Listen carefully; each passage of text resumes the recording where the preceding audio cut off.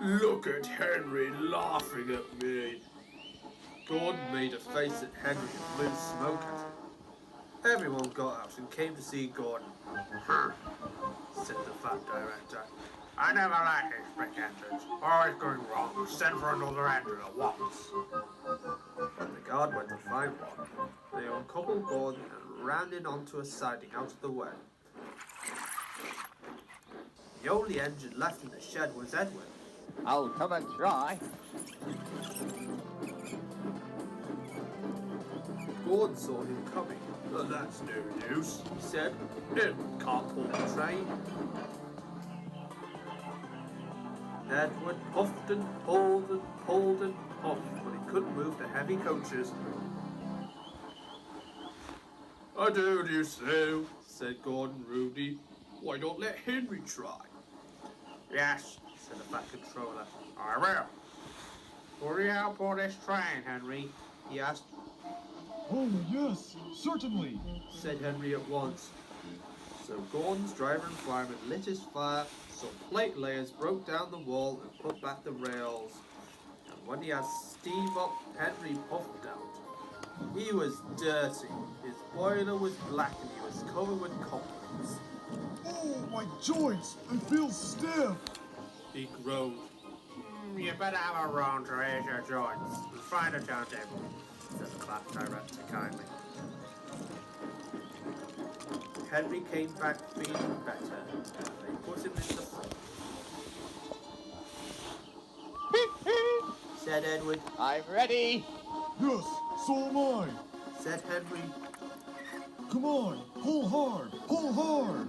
Puffed Henry. Pull hard. Puffed Edward. We'll do it. Pull hard. We'll do it. Pull hard, we'll do it. Pull hard, we'll do it. Pull hard, we'll do it. They puffed together. The heavy coaches jerked and began to move. Slowly at first, then faster and faster. We've done it together! We've done it together! We've done it together! Said Edward and Henry. You've done it! Hooray! You've done it! Hooray! You've done it! Hooray! Sang the coaches. All the passengers were excited.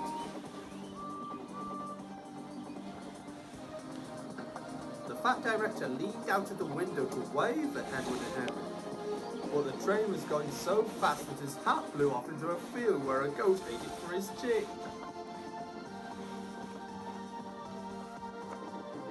They never stopped till they came to the big station at the end of the line.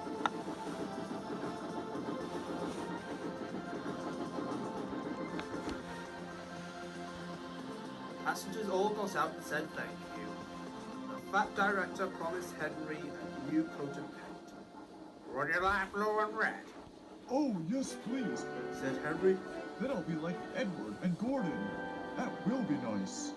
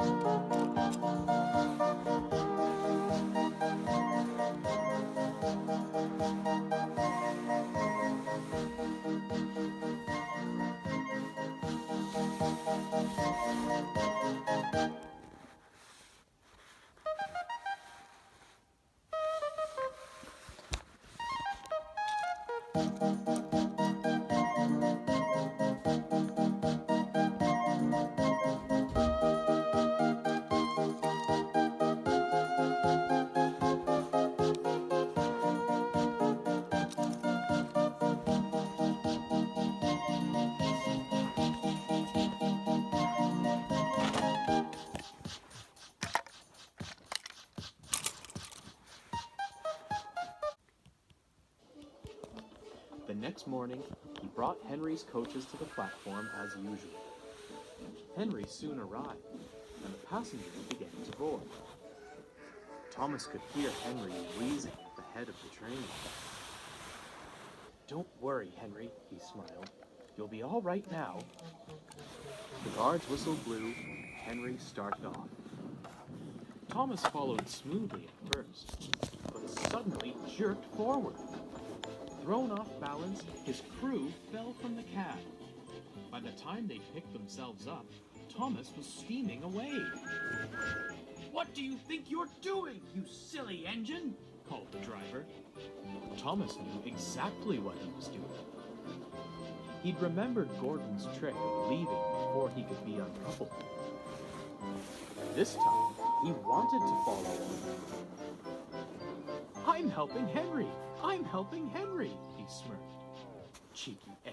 Cheeky engine, fussed the coaches. Henry was amazed how easy it felt to pull his train. "That's good, come along, that's good, come along," he sang. It wouldn't be good for long. They approached the first station, and Henry slowed down. But Thomas didn't. He was so pleased with his plan that he wasn't paying attention. "Stop! Stop! Stop!" shrieked the coaches. Without his driver, Thomas couldn't stop. Henry braked with all his might. The train slowed to a crawl, but Thomas's wheels kept spinning. "Ooh!" he winced, shutting his eyes. Suddenly, he felt his handbrake move, and his steam was shut off. He opened his eyes. They'd stopped at the platform, with angry passengers swarming around a flustered Henry. "Phew!" sighed Thomas. His relief was short-lived, for stepping out of his cab was Sir Topham Hatt. "I appreciate you helping the train start, but this habit of gallivanting after them must stop, Thomas. You've no business running off down the main line, especially without your driver.